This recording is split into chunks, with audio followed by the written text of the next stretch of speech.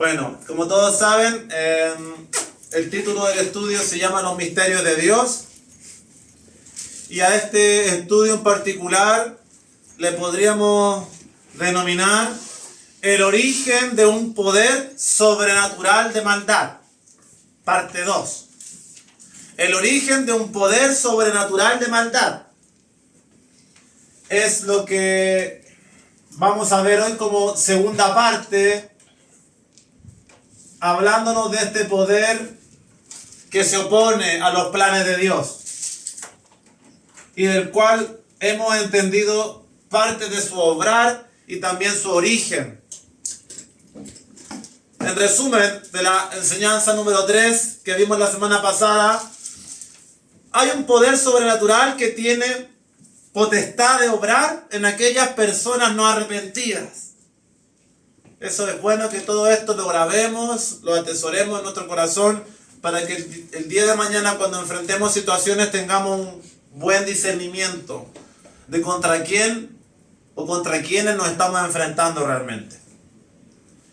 Y que nosotros también nos cuidemos, porque parte de este estudio al final se basa en que nosotros no seamos instrumentos del adversario. Por mucho que seamos hijos de Dios y sobre nosotros repose su espíritu, me viene siempre el pensamiento de lo que vivió Pedro, donde en más de alguna ocasión Pedro, arrebatado, habló ciertas palabras, siendo un gran hombre de Dios, pero donde Jesús tuvo que confrontarle en más de una ocasión. Sí, Señor. Conocido es el pasaje donde el Señor le dice: apártate de mí, Satanás, hablándole al mismo Pedro. O sea que Jesús le estaba hablando lo que estaba dentro de Pedro, o obrando en la mente de Pedro. Quizá porque se arrebató, se dejó impulsar por las emociones, por los sentimientos, y de todas estas cosas la palabra nos advierte. Así que la intención es que nos cuidemos. Y también vimos que ese poder puede aparentar o usar un disfraz de luz y de piedad. Y en la semana comentábamos, quizás no recuerdo con quién, ciertos personajes televisivos. Yo no veo tele, pero me he enterado en el pasado de alguno, como en Chile, un famoso y conocido Pedro Engel, que uno ve y el tipo se ve tan inocente, tan buena persona, tan piadoso, y no debemos dejarnos engañar por la apariencia, porque la palabra nos decía que el enemigo, el adversario, se disfraza de luz. Y tampoco es de extrañar si sus ministros también se disfrazan de ministros de justicia. Así que en todo ello debemos cuidarnos, y son las dos grandes advertencias. Un poder que se opone, un poder sobrenatural a nosotros, a la iglesia, a Cristo, y que en su obrar tiene ministros que se visten, aparentan ser de los buenos, de los despiertos, pero no todos pertenecen a nuestro cuerpo en el Señor Jesucristo. Por tanto, en toda esa enseñanza nos remontamos a los orígenes de dicho poder. ¿Y a quién se le atribuyen? Porque en el estudio número 2 hablamos del Dios de este siglo, como citaba Manuel en su oración, el Dios de este siglo que ha cegado el entendimiento. ¿Y quién es este Dios de este siglo que ha cegado las mentes de las personas? Remontándonos al origen, vimos su primer obrar demoníaco que se opone a la voluntad de Dios. Y eso fue en el huerto del Edén, en el Génesis, donde se nos retrata como una serpiente. Una serpiente que habla con que Dios ha dicho que no coman del huerto, y empieza a tergiversar y a contradecir todo lo que el Señor le instituyó a Adán y a Eva. De este breve relato extrajimos diversas conclusiones, pues muchas creencias, religiones, filosofías y escuelas de pensamiento promueven ideas semejantes a las mencionadas por aquella serpiente. O sea, es impresionante cómo leemos el primer libro de la Biblia, las primeras 3 páginas, y nos encontramos toda una escuela de pensamiento filosófico, religioso, que han pasado ya más de 5.000, casi 6.000 años de aquella, o mucho más, porque recordemos que desde la caída de Adán se cuentan los años, más cuánto Adán estuvo en el huerto hasta su caída no lo sabemos, pero ya desde ese entonces se promueven ideas que son similares a las que hoy vemos. No moriréis, Seréis como Dios. Serán abiertos vuestros ojos. ¿Cuántas personas prometen cosas semejantes a estas? Fueron las mismas que la serpiente le ofreció a Adán y a Eva en aquel relato. En conclusión, el texto enseña la caída del ser humano, pero añade muchas interrogantes en esa búsqueda de entender el origen de ese poder. Y no revela el origen del poder y obrar de dicha serpiente. ¿Qué hacía ahí? ¿Por qué le permitió Dios estar ahí? ¿Cómo es que pudo obrar y engañar e introducir esta semilla de iniquidad en toda la humanidad? Son grandes y profundos misterios que solo el Espíritu Santo nos puede dar a conocer de forma progresiva. Pero en todo este relato de la serpiente hemos podido extraer una gran conclusión conforme al último libro de la Biblia, que es Apocalipsis, en donde nos dice que la serpiente antigua es Satanás, el dragón. Así que ya fuimos revelando y descubriendo su identidad con una base bíblica. Quizás muchos de esto ustedes lo saben, pero es bueno que tengamos los versículos y los fundamentos para poder afirmarlo, no con otras palabras, no porque a mí se me imaginó, sino siempre con la cita de la palabra, como Jesús lo hizo, citando la Escritura también. Escrito está, escrito está, escrito está. Cuando tuvo que lidiar contra el adversario en la tentación, el Señor siempre se remitió solo a decirle, escrito está, escrito está, escrito está. Y es como nosotros debemos combatir también, porque dice que la armadura del creyente tiene una espada, y esa espada es la palabra. No cualquier palabra, la palabra de Dios. Y bueno, indagando más aún profundamente en ese origen, en ese huerto, viajamos a Ezequiel 28, donde muchos quedaron impactados por lo que Ezequiel nos retrata, este profeta que a mí me encanta, que es uno de mis favoritos, por la profundidad de este libro de Ezequiel, que contiene más de 48 capítulos, muy profundo. Y en ese capítulo de Ezequiel 28 vemos atributos impresionantes en un personaje que estaba en el huerto del Edén en el inicio, antes de la creación del ser humano. Era un residente del huerto y se vestía de esplendor y gloria. También se le denomina un querubín como un alto grado de jerarquía celestial angelical, un querubín ungido y protector. De hecho, ese término ungido que se le atribuye a este personaje es la única referencia en el Antiguo Testamento. Ese término hebreo, Mashach, ¿cómo me acuerdo que era por ahí? Mimshach, es la única vez que se usa en el Antiguo Testamento la palabra ungido, y es para describirlo a él. Qué increíble, hermano. Esto nos da cuenta de la magnitud de contra quién estamos enfrentándonos. Que parece una fábula, un mito, una historia sacada de Walt Disney, pero hermanos amados, esta es la realidad. Esta es la realidad con la cual convivimos y debemos desde ya enterarnos de todas estas cosas.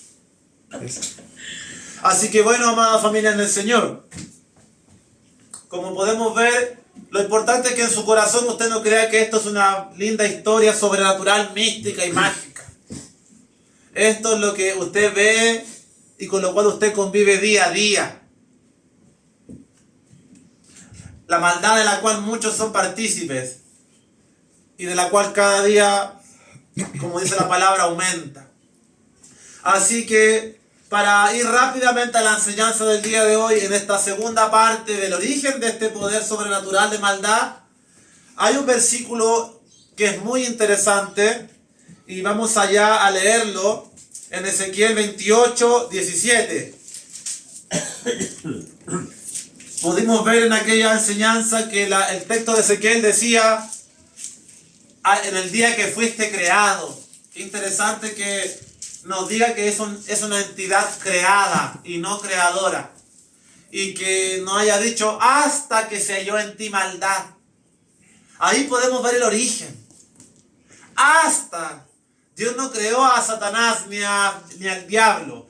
Dios creó a un querubín protector ungido, con atributos de sabiduría, de hermosura y de esplendor únicos y sin igual. Qué increíble.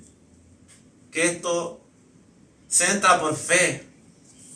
La ciencia usted le puede contar una y mil pamplinas de la creación. Del Big Bang, de que el pescado mutó y se transformó en ballena y después en jirafa, y que el mono son nuestros hermanos cercanos, y todo lo que ellos puedan decir son teorías. Y usted no estuvo en el origen, usted no estuvo en el Big Bang, usted no vio evolucionar la ballena ni los peces como ellos lo dicen. Todos son teorías que usted puede creer y aceptar o no. Acá no estamos hablando de teorías, aquí estamos hablando de la palabra de Dios. O sea que para quien la experimenta, la vive y se goza en ella, puede entrar con confianza a los orígenes y decir, yo sé que eso fue así porque el Señor me lo dice. Y me lo ha hecho saber en mi vida diaria. Me da testimonio. Y Ezequiel 28:17, en toda esta larga descripción del príncipe, del rey de Tiro, que corresponden ni más ni menos a este querubín, nuestro adversario, nos señala algo de esencial de la rebeldía que me gustaría rescatar para iniciar en el día de hoy. Y dice en Ezequiel 28:17, se enalteció tu corazón a causa de tu hermosura, corrompiste tu sabiduría a causa de tu esplendor. Yo te arrojaré por tierra, delante de los reyes te pondré para que miren en ti. Y también ahí habla con la multitud de tus maldades, etc. Y hay términos que ahí se utilizan que en el original hebreo hablan de comercio. Y qué interesante que al día de hoy, ¿quién controla el comercio? Los bancos, el dinero.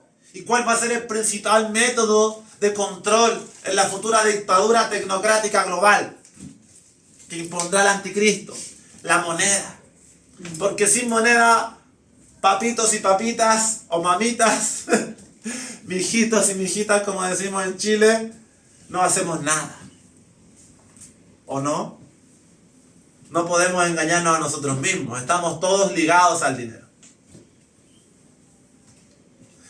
Y en la situación fuimos testigos de que se nos coartó nuestra libertad en base a la imposición de medidas totalitarias, dictatoriales, de que si no entramos y pasamos por el aro, no se nos permitía hacer o experimentar o vivir o participar de ciertas cosas, como ir a trabajar a ciertas obras, como ir a comprar a ciertos lugares, como entrar a ciertos recintos.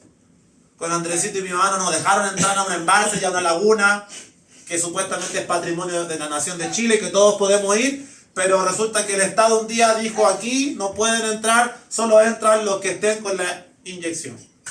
Y así también a la obra, a la faena, a terreno, a comer. Entonces pudimos palpar y degustar, y Dios nos dio un discernimiento para ver cómo van a ser las cosas el día de mañana.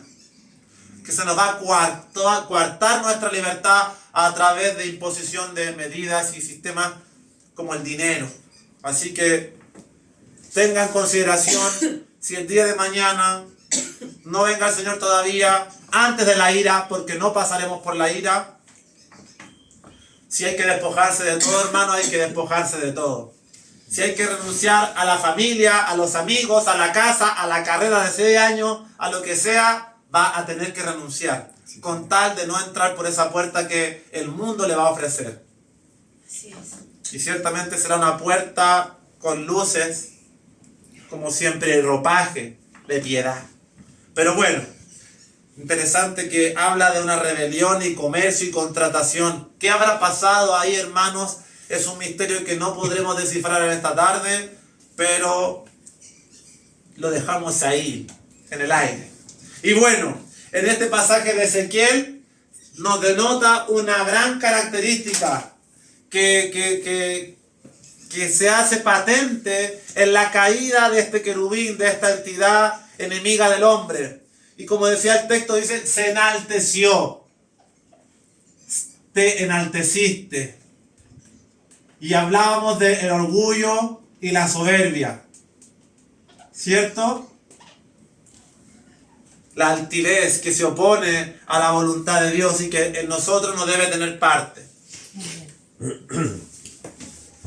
Y bueno, ¿qué más puedo decirle para finalizar? se enalteció tu corazón a causa de tu hermosura, a causa de tu esplendor. Ese tú, ¿de quién es? ¿Pero quién lo hizo a él? Dios. Dios. Por tanto, en nosotros jamás nuestro esplendor, nuestra sabiduría, nuestros méritos, lo bueno que somos, lo piadoso, nunca tú imites este ejemplo. Es mío. Porque la verdad es que todo es del Señor y es para Él. Amén. Pues como dije al principio, nada trajimos, hermanos. La gloria sea a nuestro Señor.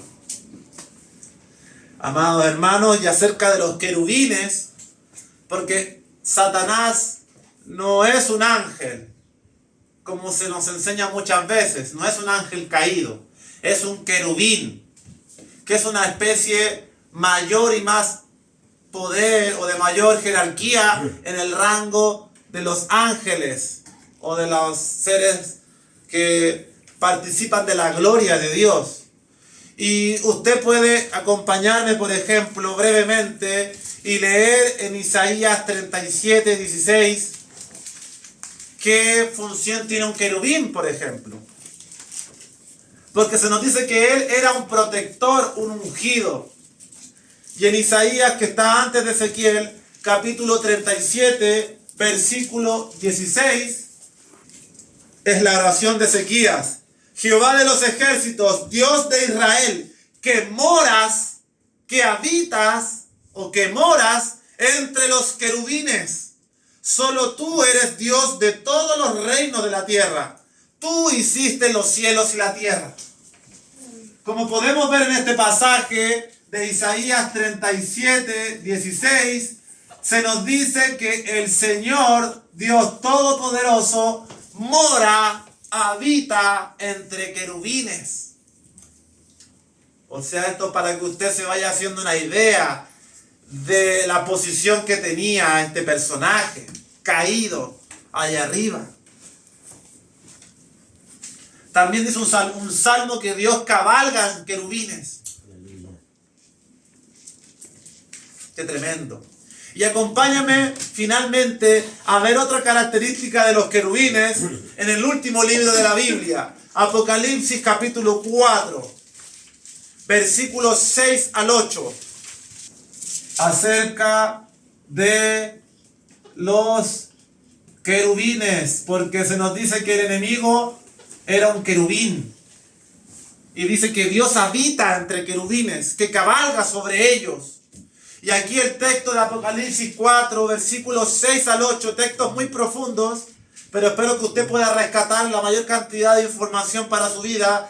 Dice, y delante del trono, esta es la descripción del salón del trono de los cielos, y delante del trono había como un mar de vidrio semejante al cristal, y junto al trono y alrededor del trono 4 seres vivientes, llenos de ojos, delante y detrás.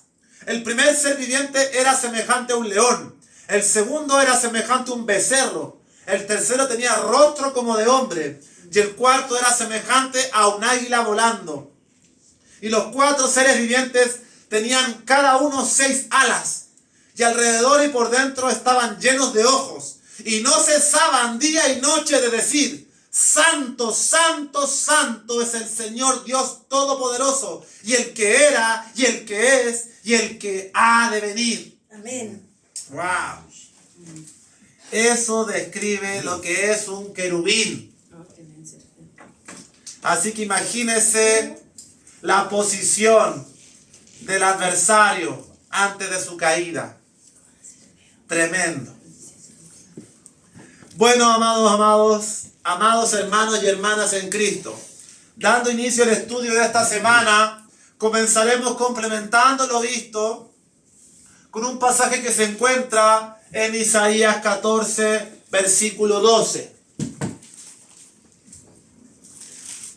Así que vayamos a Isaías 14, versículo 12 y busquemos este pasaje para complementar el origen de este poder sobrenatural.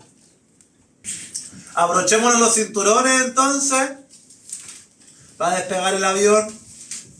Nos subimos todos, bien apretaditos, para este viaje por la palabra del Señor. Dice así, Isaías 14:12. ¿Cómo caíste del cielo, oh lucero, hijo de la mañana? Cortado fuiste por tierra, tú que debilitabas a las naciones, tú que decías en tu corazón, subiré al cielo, en lo alto, junto a las estrellas de Dios, levantaré mi trono, y en el monte del testimonio me sentaré, a los lados del norte, sobre las alturas de las nubes subiré, y seré semejante al Altísimo. Mas tú derribado eres hasta el Seol, a los lados del abismo. Este pasaje es muy intrigante y representa paralelos con Ezequiel capítulo 28. Como vimos en Ezequiel 28, el texto describía al rey de Tiro, pero por las cualidades del texto y por lo que nos presenta de aquel personaje, la descripción no encaja ni cuadra con ningún personaje terrenal. En este pasaje del rey de Babilonia, es otro rey terrenal, estos atributos tampoco parecieran coincidir con un rey terrenal, por el lenguaje que se utiliza. El rey de Babilonia. Así que, mientras observamos el texto, podemos ver ciertos atributos que son dignos de que al menos nos generen una interrogante. ¿Estará hablando de un ser humano? Al leer los versículos 13 y 14, tú que decías en tu corazón, subiré al cielo, en lo alto junto a las estrellas en la Biblia son ángeles, en lo alto junto a las estrellas de Dios, levantaré mi trono, y en el monte del testimonio me sentaré a los lados del norte, sobre las alturas de las nubes subiré y seré semejante al Altísimo. ¿Qué hombre podría ostentar estas palabras?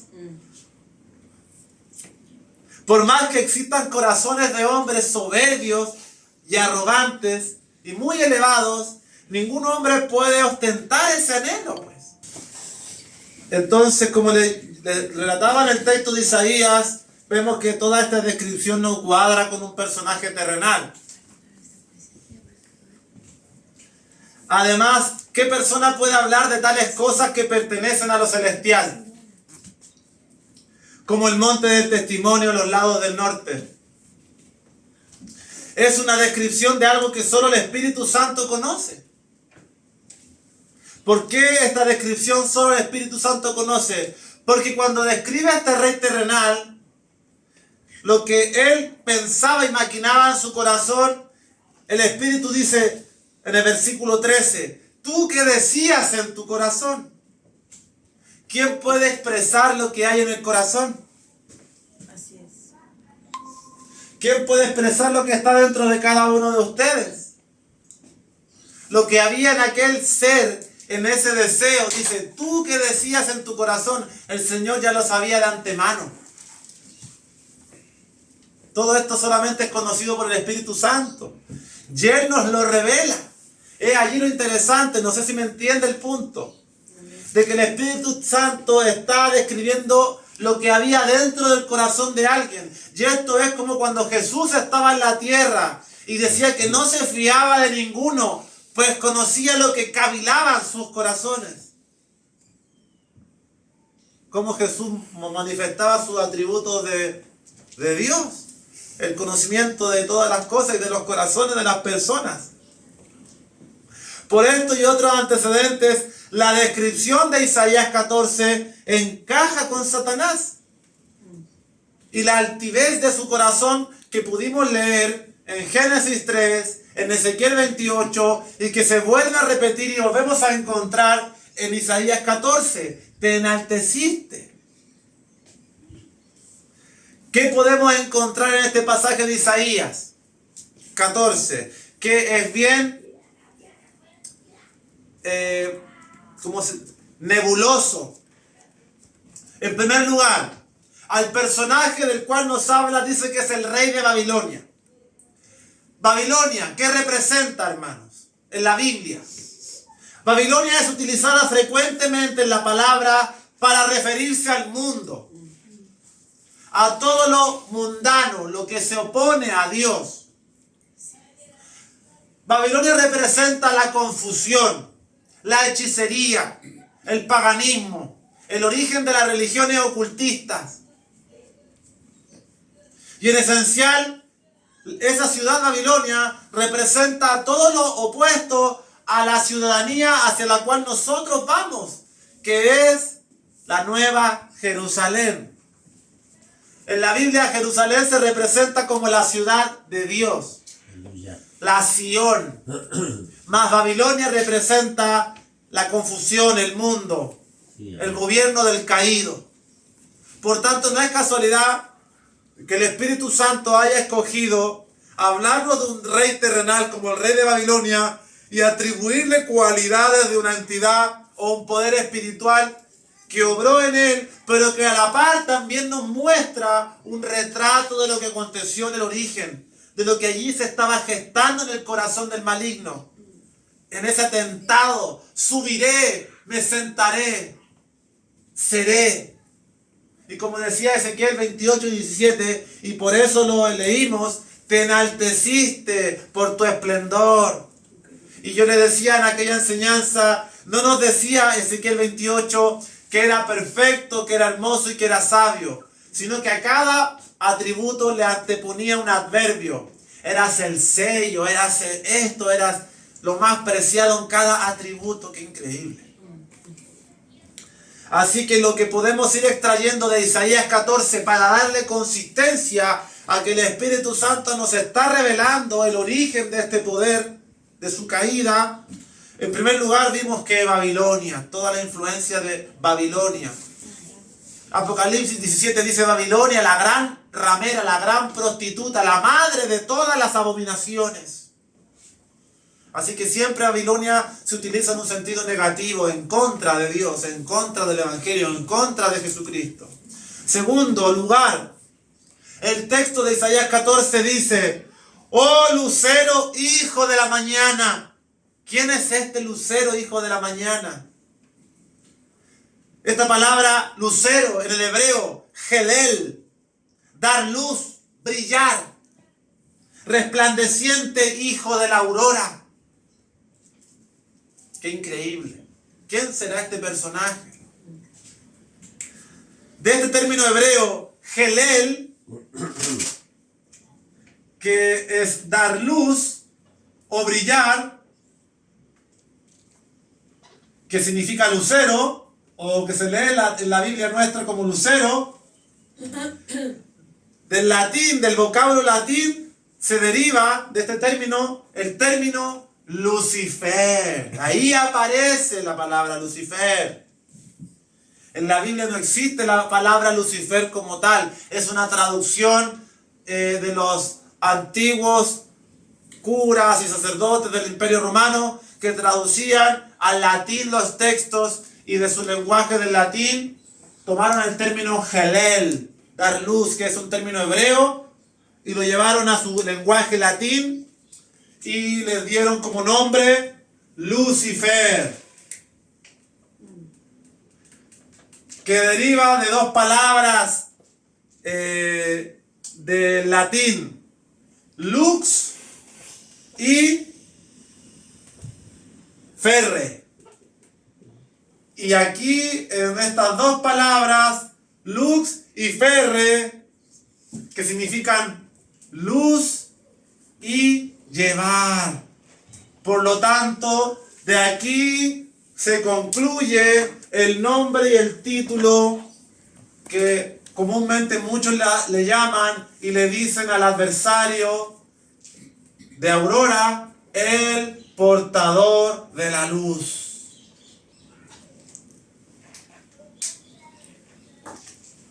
Interesante punto, porque dentro de toda la escuela que vimos en los estudios anteriores, gnósticas, herméticas, luciferinas, masonería, religiones orientales, nueva era, teosofía, ocultismo, esoterismo, misticismo, Para todos ellos la serpiente es la portadora de la luz, la que viene a liberar al hombre del demiurgo de Jehová, el Dios que quería mantenernos cautivos y prisioneros.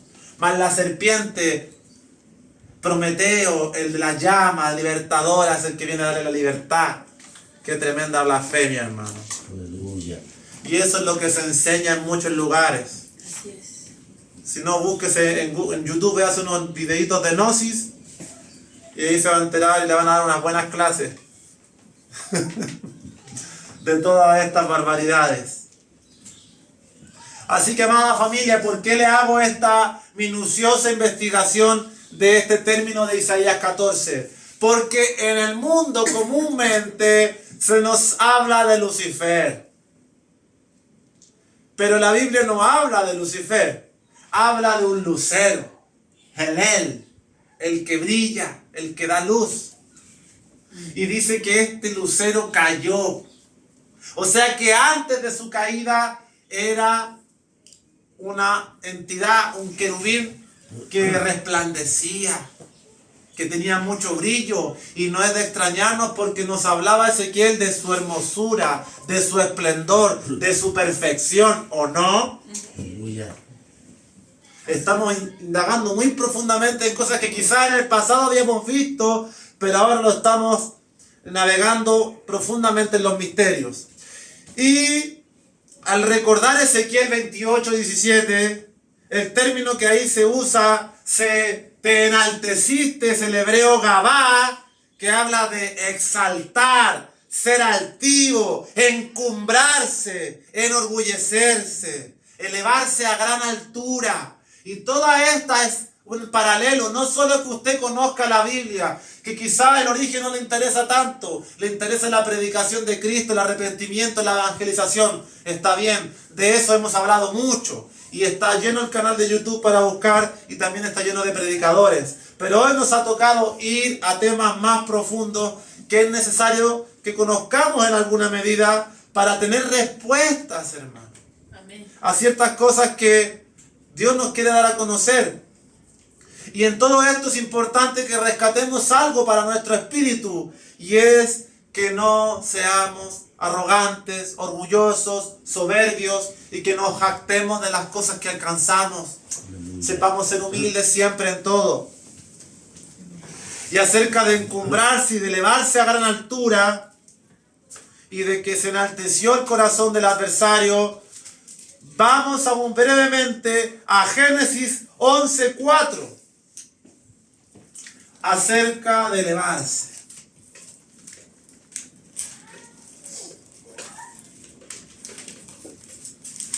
Que el Señor anule todo sueño, todo cansancio, toda fatiga, y nos dé mucha energía para oír su palabra con atención. Génesis 11:4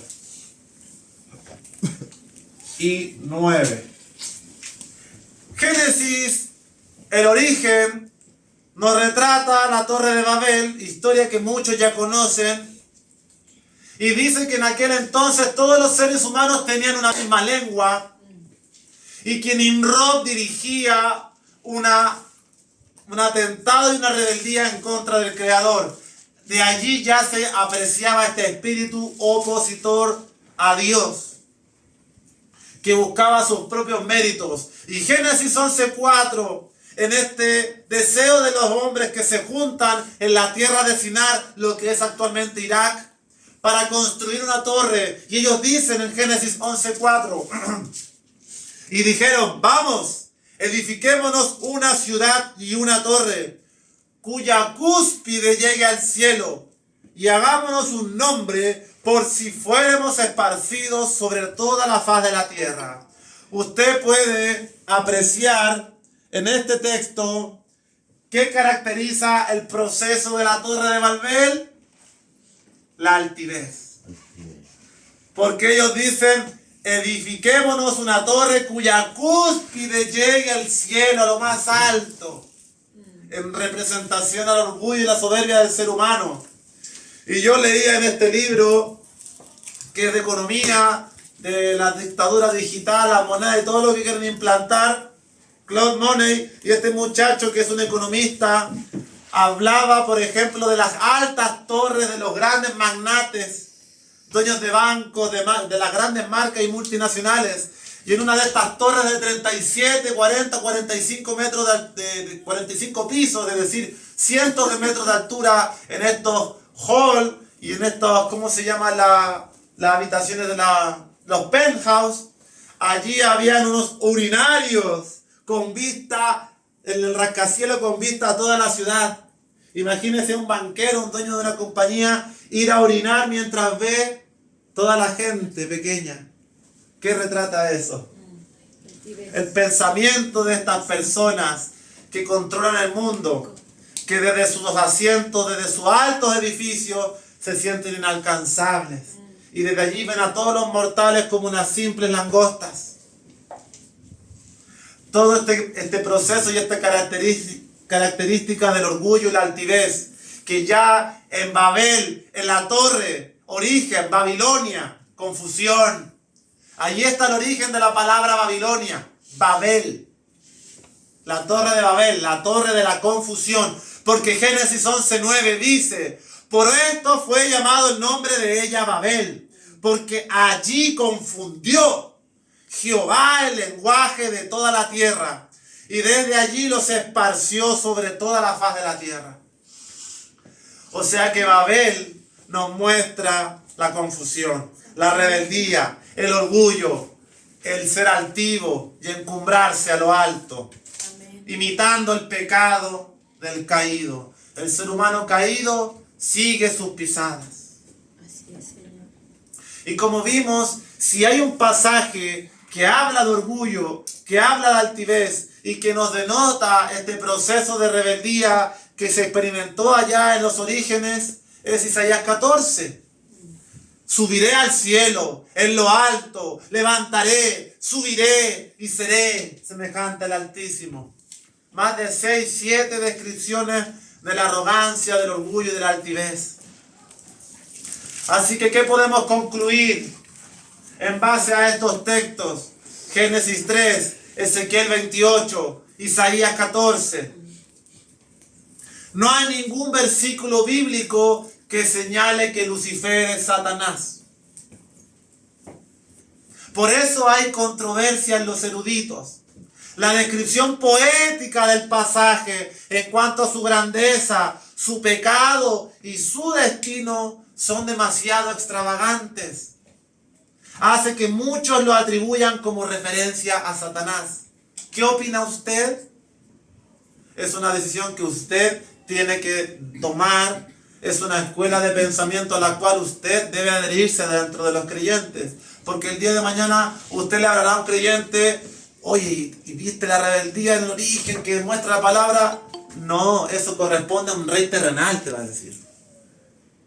Eso no corresponde a Satanás ni a Lucifer, eso corresponde al rey de Tiro, era un rey de Libia, de aquel imperio filisteo de Fenicia, pero eso no es Satanás, eso solamente es arrogancia y orgullo de un hombre. Pero ahí queda que el Espíritu Santo a usted, a cada uno de ustedes les dé testimonio en el texto, en escudriñar, en examinar y decir, ¿cuál es mi conclusión? ¿Qué me dice el Espíritu Santo? ¿Será que Dios me quiere dar interrogantes? ¿O será que Dios nos está mostrando cosas más profundas? Yo, mi posición ya usted la sabe y se la ha compartido, pero no quiero que usted piense lo mismo que yo y yo le imponga mi pensar. Yo creo que esto corresponde a Satanás. Tanto Ezequiel 28 como Isaías 14 para mí son bastante contundentes por los antecedentes que reúnen, que sí se atribuyen a una rebeldía en el origen. Pero usted puede que no piense igual que yo y es respetable. Así que en todo esto es esencial el testimonio y revelación del Espíritu. Así como el texto lo presenta. Tú que decías en tu corazón, eso solo puede saberlo el Espíritu. ¿Quién conoce el corazón? Así que si vamos buscando mayor consistencia a este origen de un poder sobrenatural de maldad, como se titula la enseñanza, podemos ver un pasaje que nunca antes había leído y que entrega un dato intrigante en Lucas capítulo 10, versículo 17. Estamos compartiendo la cuarta enseñanza de este estudio de los misterios de Dios y estamos viendo la segunda parte del origen de un poder sobrenatural de maldad, investigando en pasajes como Ezequiel, Isaías y ahora Lucas, que nos entregan datos y antecedentes de una rebeldía satánica antes de la creación de Adán. Porque el texto así nos muestra, en el huerto, en el monte de Dios. ¿Qué rey pudo haber estado ahí? Ninguno. Lucas capítulo 10, versículo 17, dice el regreso de los 70. Resulta que Jesús, versículos antes, envió a 70 en parejas a predicar la palabra, a evangelizar, a obrar con el poder del Espíritu donde quiera que fueran, en cada casa que entraran, llevando el reino de los cielos. Al volver estos 70, llegan ante Jesús para contarle cómo les había ido. Y ellos le dicen a Jesús, volvieron los 70 con gozo, diciendo, Señor, aún los demonios se nos sujetan en tu nombre. Y les dijo, yo veía a Satanás caer del cielo como un rayo. He aquí os doy potestad de hollar serpientes y escorpiones, y sobre toda fuerza del enemigo, y nada os dañará. Pero no os regocijéis de que los espíritus se os sujetan, sino regocijaos de que vuestros nombres están escritos en los cielos. Qué texto tan increíble. Estos 70 discípulos vuelven maravillados diciendo, wow, el Espíritu de Dios es poderoso. Aún los demonios se nos sujetan al nombrar a Cristo. Y el Señor siempre tenía como esas salidas tan curiosas, tan lindas, tan misteriosas. Y Él simplemente se remite a decir, yo veía a Satanás caer del cielo como un rayo. ¿Qué querrá decir Jesús con eso? Yo he escuchado a un predicador que eso era lo que estaba aconteciendo, porque Jesús iba a someter a Satanás en la cruz. Pero no lo veo tan así. Eso aconteció en la cruz del Calvario, Jesús venció. Pero yo pienso que Jesús estaba retratando quizás algo que él vio y experimentó en el pasado. Quizás porque obviamente Jesús fue testigo de la rebeldía de aquel lucero, de aquel querubín, que atentó contra Dios. Y Jesús vio, oh, cómo caíste del cielo por tu rebeldía y tu soberbia. Y al ver que todo se sujeta al poder de Dios y que el mal no triunfa sobre el bien, es que Jesús posiblemente haya expresado estas palabras. Yo veía a Satanás caer del cielo como un rayo. Porque todo el texto de Ezequiel, de Isaías, nos muestra eso. Que el enemigo cayó del cielo, a lo más bajo, al abismo, al Seol.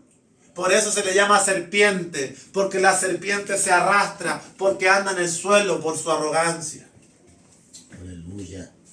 Y esa palabra como un rayo, como un relámpago, con brillo. ¿Y qué hablábamos de Gelel, del lucero? El que da luz, el que brilla. Y la palabra original griega de este término, yo lo veía caer como un rayo, es la palabra griega astrapen. ¿Y sabe qué significa astrapen? Iluminación. Y este es el discursito barato que hoy le venden a muchos. El camino de la iluminación. Qué interesante que el texto original dice que es iluminación.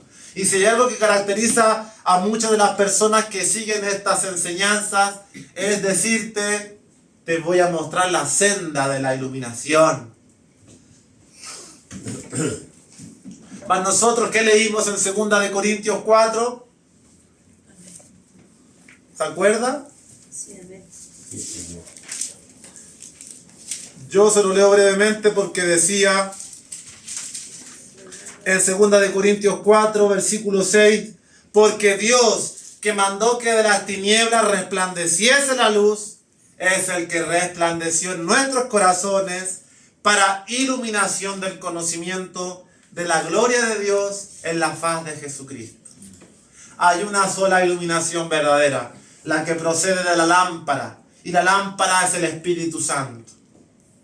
La presencia de Dios en nuestras vidas es la lámpara, es la luz, es la antorcha que alumbra en esta oscuridad. No la iluminación, el ascender que promueven tantas religiones y sectas, Amén. Así imitando al caído, al que cayó del cielo. Así que las conclusiones y cierres a esta enseñanza, donde hemos visto mucho acerca del origen. Quizás a más de algunos les quedan dudas, pero es importante poder navegar en estos misterios y que cada uno pueda concluir ciertos temas, porque son temas y versículos que añaden mucha más información. En primer lugar, creemos que ambos pasajes dan a conocer misterios del origen de dicho poder y rebelión en contra de Dios. Yo así lo creo, espero que usted así también lo crea. Todo esto es por fe, es por testimonio del Espíritu y de la palabra. Sí, Señor. También podemos concluir que el orgullo y la altivez dieron pie al origen del mal y la rebeldía. ¿Qué se escondía detrás de todo esto? Deseos perversos. Y ese es un punto esencial del Evangelio, hermano. Los deseos. Cuidado con los deseos. Porque el ser humano está sometido a un mundo lleno de deseos. Quiero tener esta mujer, quiero ganar más plata, quiero ser mejor, quiero cambiarme de trabajo, quiero que este se vaya, quiero que esta se muera, quiero esto, quiero, deseo, quiero. Así es. Y los deseos son sinónimos de la voluntad. Y la voluntad es sinónimo del amor. Y si Dios es amor, le dio a usted una voluntad y no le hizo un robot, para que usted pueda o desear el bien o desear el mal. He aquí os pongo dos caminos, la bendición y la maldición. ¿Qué deseos se acomodan a su estilo de vida? Decídalo usted. Así es, Señor. Porque en Ezequiel 28:17, detrás del orgullo, de la soberbia que se le llama el origen y el primer pecado que se introdujo en la creación, detrás de ese pecado estaba el deseo. Siempre estuvo el deseo. Porque él deseaba ser mejor, deseaba ser más grande que Dios, deseaba sentarse en las alturas, deseaba ser semejante al Altísimo. ¿Se fija? Deseo. Y después el orgullo. Deseo y después la soberbia. Deseo y después la mentira. Así que hemos reconocido que dicho poder espiritual opera desde el origen, en el huerto, con el hombre, antes del hombre, en el cielo, y hoy en día actualmente cegando el entendimiento de los incrédulos para que no les resplandezca el Evangelio.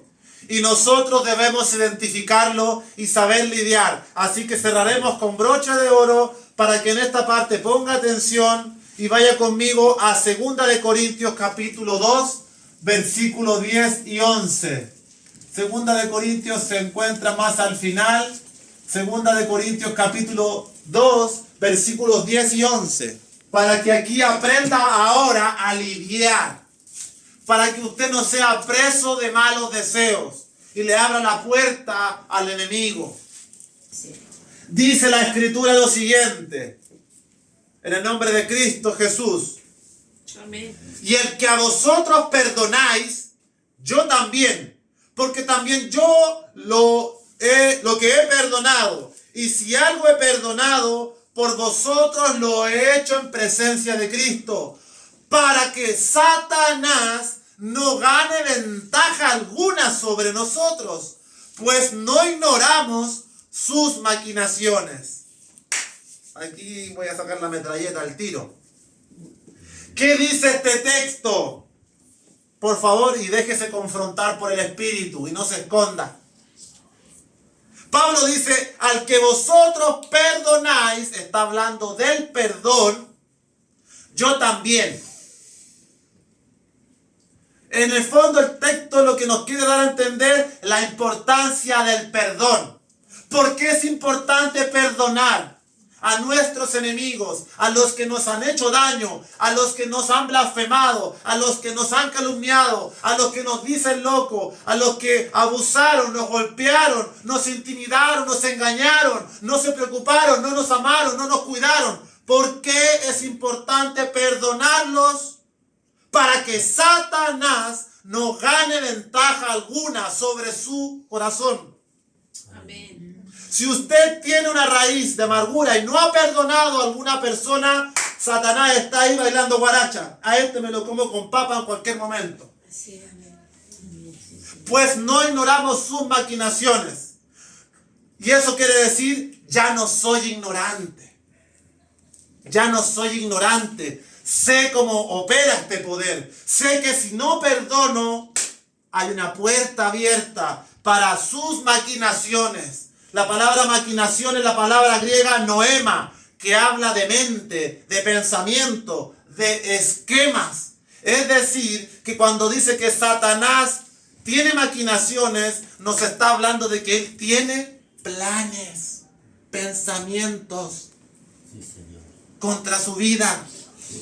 Y si usted no está revestido del Espíritu Santo y está con un rencor, con un orgullo, con una apatía hacia alguien, cuidado, porque puede ganar ventaja sobre su vida. ¿Y quiere que le diga algo más? Vamos a Santiago capítulo 3, versículo 14. Otro ejemplo de cómo opera este poder. Porque ¿de qué nos sirve tanto saber el origen, lo que hizo? Bien, excelente, qué bueno tener datos y cómo defender el evangelio. Pero ahora, el presente, ahora, ¿cómo lucho? Uno, perdone. Amén. Segundo, Santiago 3:14 dice: pero si tenéis celos amargos y contención en vuestro corazón, no os jactéis ni mintáis contra la verdad, porque esta sabiduría no es la que desciende de lo alto, sino terrenal, animal, diabólica. Porque donde hay celos y contención, allí hay perturbación y toda obra perversa. Segundo punto, si usted es celoso, si usted es reprendido por la palabra y la contiende y no se quiere dejar confrontar y no se arrepiente y no reconoce que está equivocado, no se jacte. Porque esto que usted está experimentando, esta aparente sabiduría, no procede de Dios. Es una sabiduría demoníaca que es terrenal.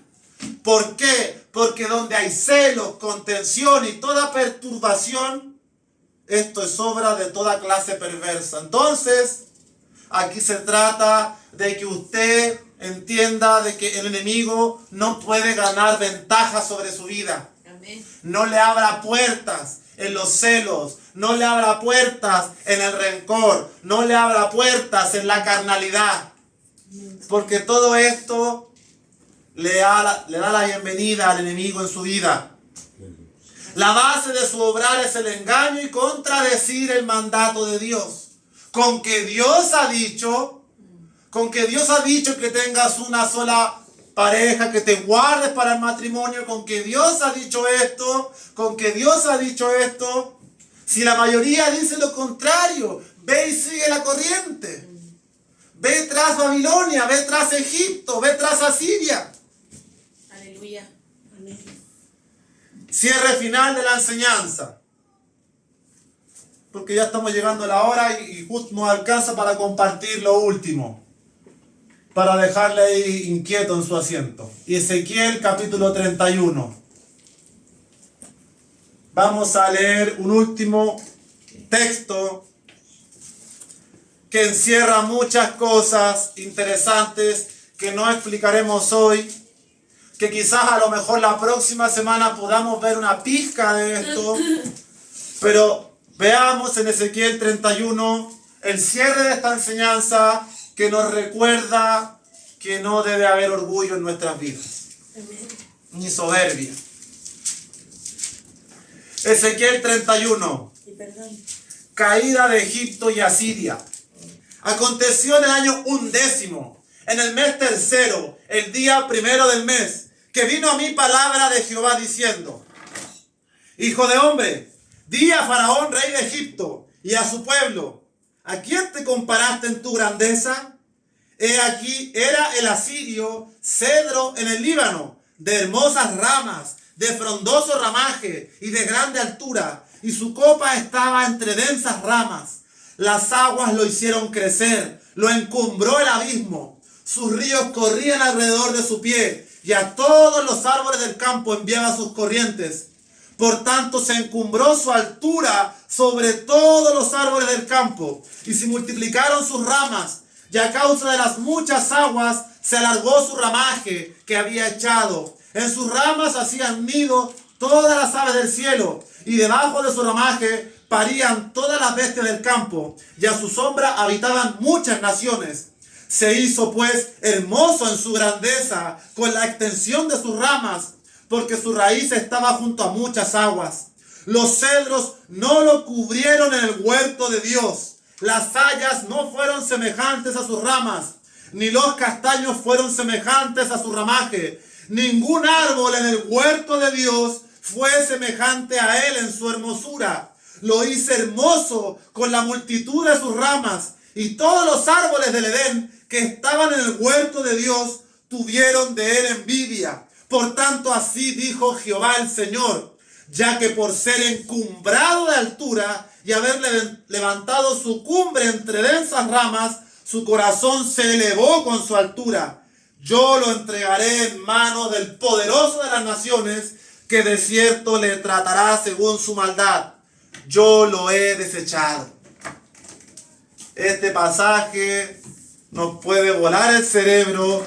Sin añadir mucha más información, rescatemos lo siguiente. Nuevamente retrata el huerto del Edén, retrata todo este asunto del huerto de Dios, retrata que habían muchos árboles. Los árboles en la Biblia son personas, y dice que muchas aguas ejercían influencia en este árbol. Las aguas en la gente. Esto, hermanos, es un vivo retrato de lo que estamos expuestos nosotros en la predicación, en la enseñanza, en nuestros logros, el éxito, el aplauso, la gente, las multitudes, lo bien que lo haces.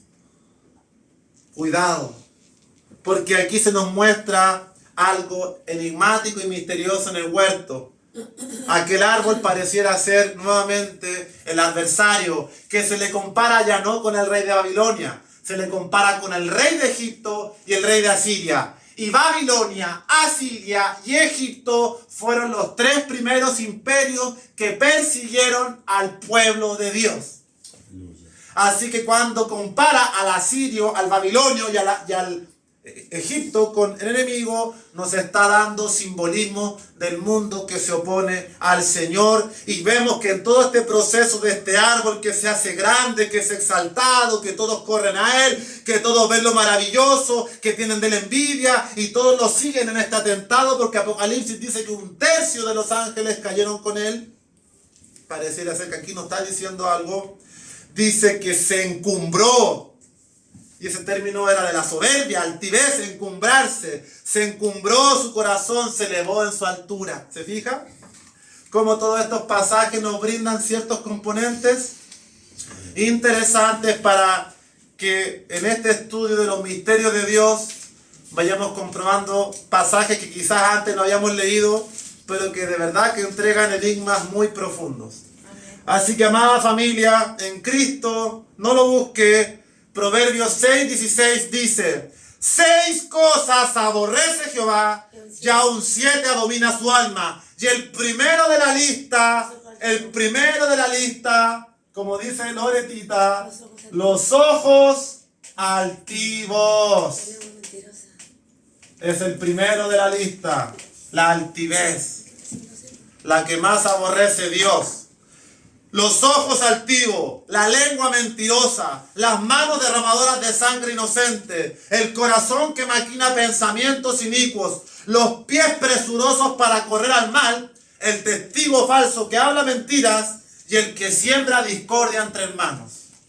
Le regalo este proverbio, capítulo 6, versículos 16 y 17, para que usted, 16 al 19, para que usted medite en las 7 cosas que Dios aborrece, para que usted las examine en su vida, las contemple y Dios al tiro le entregue un diagnóstico gratuito, sin pago de médico, de Consalud y de Integra Médica, sino un diagnóstico gratuito de la palabra para su corazón. Que el Señor le bendiga, que el Señor le guarde. La otra semana, en la introducción, repasaremos algunos puntos. Lo importante, cuidarnos de la arrogancia, cuidarnos de la altivez, perdonar, cuidado con los celos, cuidado con ser contencioso y provocador de rencillas. En todas estas cosas el Señor no quiere imponernos cargas, pero sí quiere ayudarnos a mejorar nuestros pasos y que no imitemos el ejemplo de Adán, de Lucifer y de tantos hombres que hoy juegan a ser faraones y dioses modernos. Amén. Que el Señor nos bendiga y oramos al Padre de los Espíritus, en quien no hay sombra de variación. Amén.